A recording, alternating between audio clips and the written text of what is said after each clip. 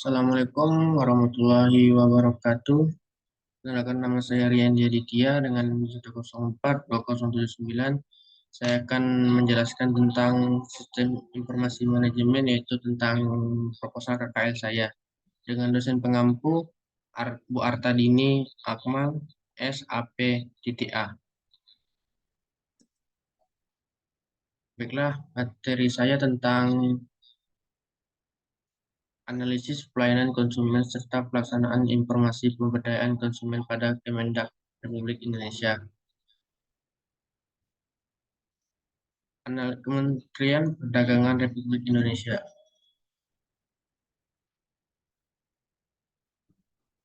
Kementerian Perdagangan selalu membuka pintu bagi informasi mengenai berbagai kebijakan dan kegiatan perdagangan bagi seluruh masyarakat. Kami menganggap penting untuk menyampaikan perkembangan luas sektor perdagangan ke semua lapisan masyarakat dan pemangku kepentingan lainnya, karena sektor perdagangan merupakan salah satu sektor penting dalam kegiatan ekonomi.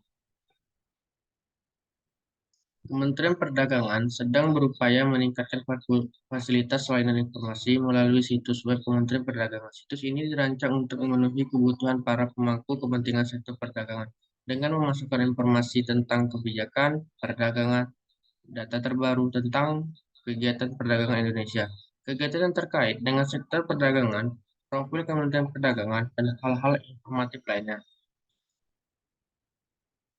Visi misi pelayanan informasi publik.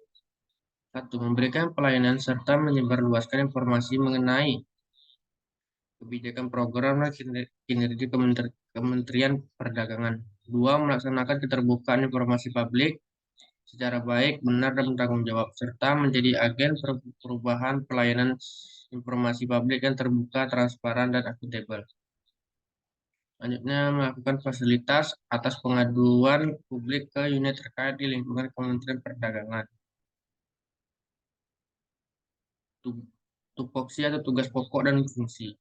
Perumusan regulasi, penyiapan bahan perumusan dan pelaksanaan kebijakan, penyusunan norma, standar, prosedur, dan kriteria, pemberian bimbingan teknis dan supervisi, serta evaluasi dan pelaporan di bidang analisa dan evaluasi perlindungan konsumen. Pelayanan dan publikasi pelaksanaan pelayanan pengaduan konsumen. Yang kedua, pelaksanaan konsultasi terkait dengan parameter perlindungan konsumen bagi pelaku usaha dan aparat hukum. Yang ketiga, pelayanan pendaftaran manual kartu garansi atau MKG. Yang keempat, publikasi bidang perlindungan konsumen di berbagai media. Selanjutnya, bimbingan konsumen dan pelaku usaha.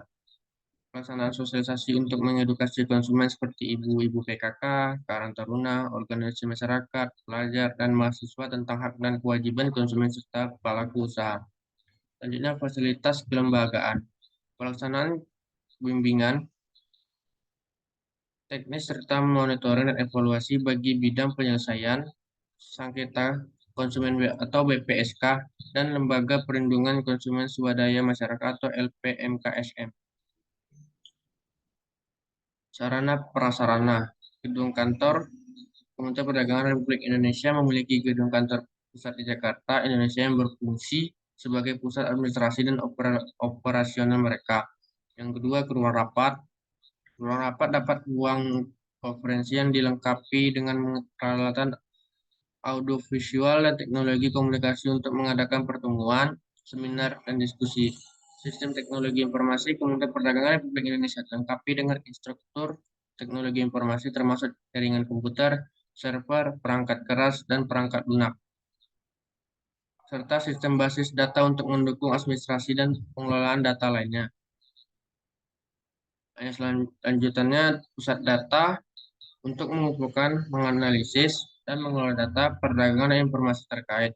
Kementerian ini mungkin memiliki pusat data yang dilengkapi dengan sistem penyimpanan dan pemrosesan data. Laboratorium Kementerian Perdagangan Republik Indonesia dapat memiliki laboratorium atau fasilitas pengujian yang digunakan untuk memeriksa kualitas produk dan melakukan pengujian terkait perdagangan. Sarana komunikasi seperti telepon, faksimili, dan sistem komunikasi lainnya dapat digunakan untuk menjaga komunikasi internal dan eksternal antara Kementerian Perdagangan Republik Indonesia dengan pihak terkait. Melaksanakan perumusan dan pelaksanaan kebijakan Republik Indonesia, kebijakan di bidang pemberdayaan konsumen. Seperti sebelumnya, perumusan regulasinya, penyampaian bahan perumusan dan pelaksanaan kebijakan, penyusunan norma, standar produser dan kriteria, pemberian bimbingan teknis daya supervisi, serta evaluasi dan pelapor di bidang analisa dan evaluasi perlindungan konsumen. Pelayanan publikasi, pelaksanaan pelayanan pengaduan konsumen. Yang kedua, pelaksanaan konsultasi terkait dengan parameter perlindungan konsumen bagi pelaku usaha dan aparat penegak hukum. Yang ketiga, pelayanan pendaftaran, manual kartu garasi atau MKG, publikasi bidang perlindungan konsumen di berbagai media. Nah, lanjutannya bimbingan konsumen dan pelaku usaha. Pelaksanaan sosialisasi, seperti yang tadi saya jelaskan, pelaksanaan sosialisasi untuk mengedukasi konsumen seperti BIM PKK, Karang Taruna, organisasi masyarakat, pelajar, mahasiswa, tentang hak dan kewajiban konsumen serta pelaku fasilitas kelembagaan, pelaku bimbingan teknis, serta monitoring evaluasi bagi Badan Sengketa Konsumen atau BPSK dan Lembaga Perlindungan Konsumen Swadaya atau Masyarakat atau LPKSM. Kementerian Perlindungan Konsumen membangun kemitraan perlindungan konsumen seperti kesepakatan mau dengan perguruan tinggi, pemilihan daerah peduli konsumen, dan sidang internasional. Latar belakang penggunaan aplikasi di Kementerian RI, yang pertama, layanan pengaduan konsumen, pemerintah seperti Kementerian Perdagangan, Dinas Perdagangan, provinsi yang membidangi perlindungan konsumen, kementerian atau lembaga terkait seperti PLN, Otoritas Jasa Keuangan lainnya. Lembaga Keuangan Konsumen Swadaya Masyarakat atau PSM atau LPKSM yang merupakan lembaga bantu masyarakat yang menangani perlindungan konsumen.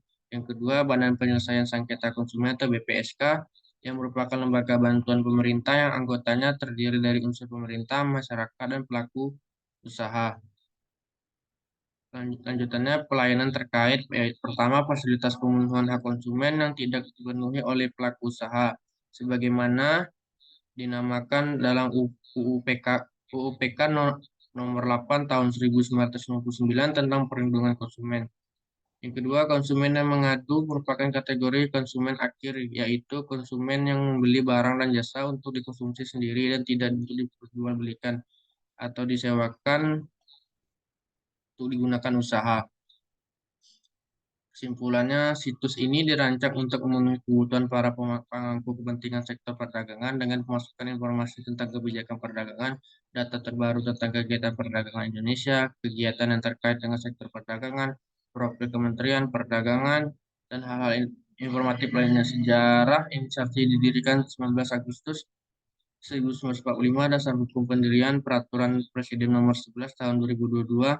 Kementerian Perdagangan Indonesia adalah salah satu kementerian yang bertanggung jawab dalam mengawasi dan mengatur sektor perdagangan di Indonesia. Baiklah, apabila ada salah kata, saya mohon maaf. Apabila taufiq wal hidayah, wassalamualaikum warahmatullahi wabarakatuh.